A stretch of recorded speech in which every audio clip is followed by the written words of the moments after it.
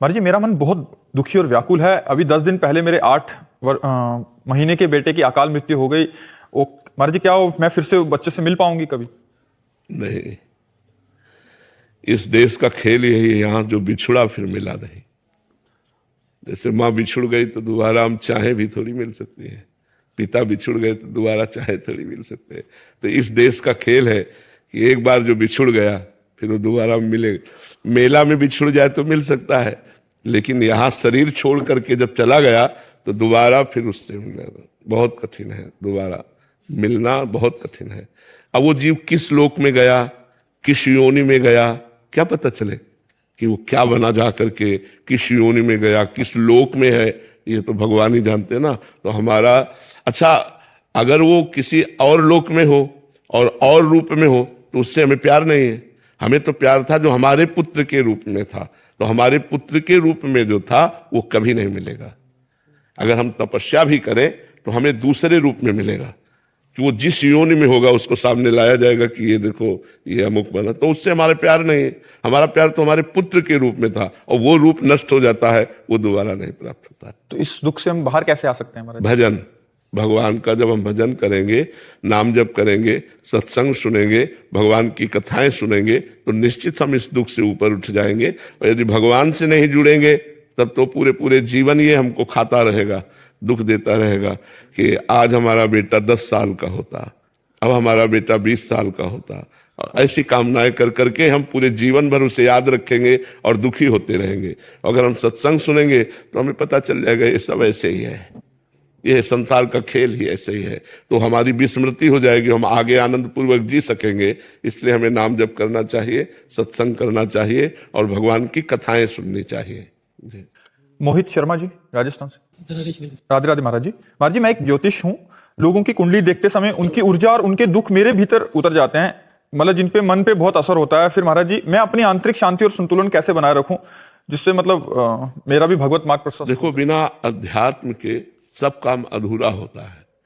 अगर आप अध्यात्मवान बने तो ज्योतिष भी सही हो जाएगी और आप भी सही हो जाओगे। अध्यात्मवान बनने के लिए नाम जप करना चाहिए, वो आप कर रहे हो, और अधिक नाम जप करो।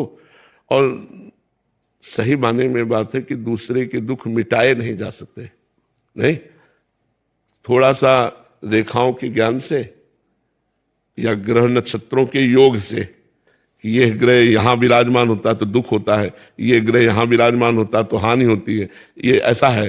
जैसे जातिका भरण नामक ग्रंथ है ना, उसको पढ़ो तो उसमें सब लिखा हुआ है। तो इसके द्वारा हम किसी को कुछ थोड़ा सा बता सकते हैं, लेकिन दुख निवृत्ति नहीं कर सकते। दुख निवृत्ति तो भगवान के भजन से ही होगी।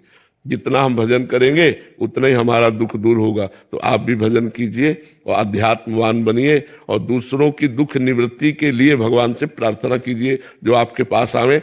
और उनको ऐसे कभी वचन मत बताइए जिससे वो डिस्टर्ब हो जाए, जिससे वो डिप्रेशन में चले जाए। अब जैसे आपको हम पे विश्वास है और हम अभी आपको ऐसे ही कह दें, अब आप तो गए, देख लो, अगर 10 दिन में आपका चेहरा डाउट ना हो जाए तो बता देना, नहीं।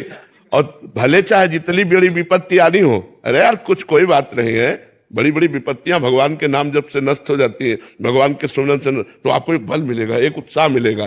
तो जैसे जो प्रवीण ज्योतिषाचार्य नहीं होते, वो ज्योतिष के द्वारा लोगों को बहुत दुख भी प्रदान करते हैं। प्रतीक जी, राधे राधे महाराज जी। महाराज जी, सभी रसों में माधुर्य रस सर्वोत्तम माना गया है, तो यदि कोई सख्य रस में हो तो वहां से आगे कैसे बढ़े? भगवान ही बढ़ाते हैं इन रसों में। रसदाता भगवान है, भगवान से प्रार्थना करें कि हमको माधुर्य रस में पहुंचने का मार्ग दीजिए। तो ऐसे माधुर्य रस में डूबे हुए किसी संत का आश्रय, रसिक का आश्रय मिल जाएगा तो रास्ता हो जाएगा। जैसे हम संन्यास मार्ग के पथिक थे और भगवान से प्रार्थना की तो भगवान ने हमें वृंदावन में हरिवंश महाप्रभु की शरण दे दी। तो हरिवंश महाप्रभु रसाचार्य हैं, रस के आचार्य हैं, उन्होंने रस का मार्ग दे दिया। तो हम प्रभु से प्रार्थना करें कि हमको रस के मार्ग में आगे बढ़ना है, तो नाथ हमको किसी रसिक महापुरुष का संग दीजिए। तो भगवान कृपा करेंगे तब रसिक महापुरुष का संग मिलेगा, और रसिक महापुरुष कृपा करेंगे तब हमें रस मार्ग मिलेगा।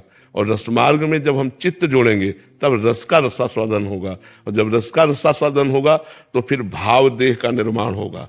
जैसे सखा में सखा भाव का, ऐसे सहचरी भाव का, गोपी भाव का जो भाव दे में, तब वो उस रस का वास्तविक रसास्वादन कर पाता है जब भाव देह का निर्माण होता है। पर इसके लिए बड़ा प्रयास और बड़ी कृपा, बड़ा प्रयास भजन का और बड़ी कृपा।